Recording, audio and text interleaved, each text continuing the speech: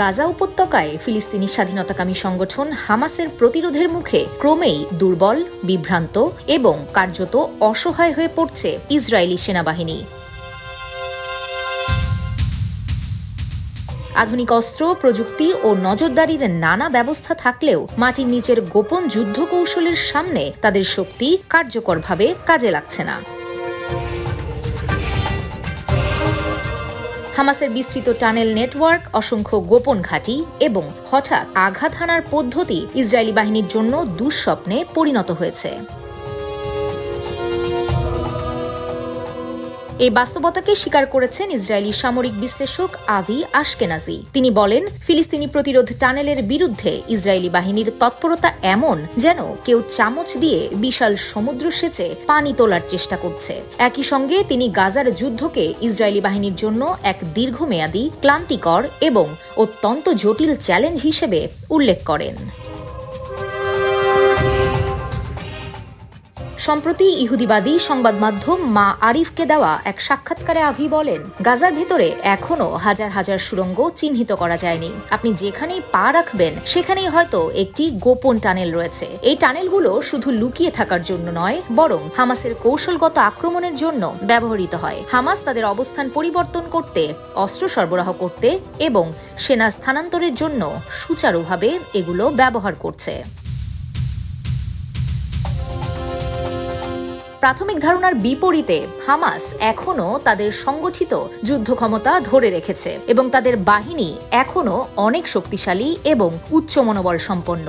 রাফা এবং অন্যান্য গুরুত্বপূর্ণ এলাকায় শত শত যোদ্ধা সুড়ঙ্গ পথে নিরাপদে স্থানান্তরিত হয়েছে আল মাওয়াসি অঞ্চলে। এতে স্পষ্ট হয় তারা শুধু প্রতিরক্ষা নয়, বরং আক্রমণের ক্ষেত্রেও কৌশলগতভাবে বেশ দক্ষ।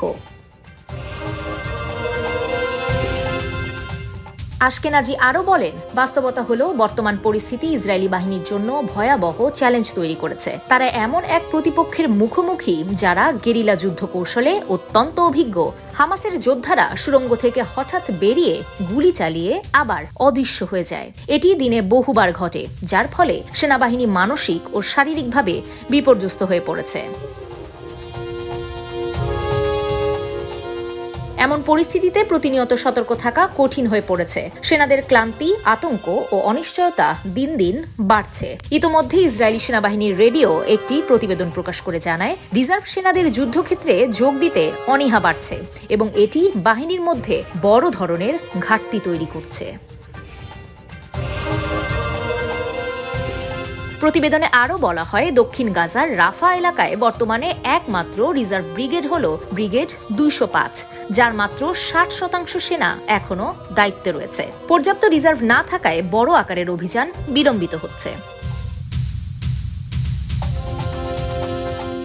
আশকেনাজি আরও বলেন, ইসরায়েলি বাহিনী কেবল সেনা ঘাটতির নয়, বরং কৌশলগত দুর্বলতা, মনোবলের অভাব এবং ক্রমাগত ক্ষয়িষ্ণু অবস্থার মধ্যে দিয়ে যাচ্ছে।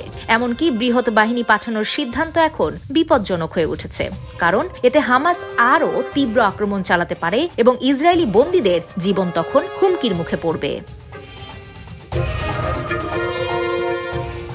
ইসরায়েলি টেলিভিশন চ্যানেল KNNও তাদের সম্প্রতি প্রকাশিত প্রতিবেদনে একই ইঙ্গিত দিয়েছে। তারা জানিয়েছে, ইসরায়েলি বাহিনী বর্তমানে ভয়াবহ সেনা সংকটে পড়েছে এবং এই যুদ্ধ আর আগের মতো একপাক্ষিক নেই।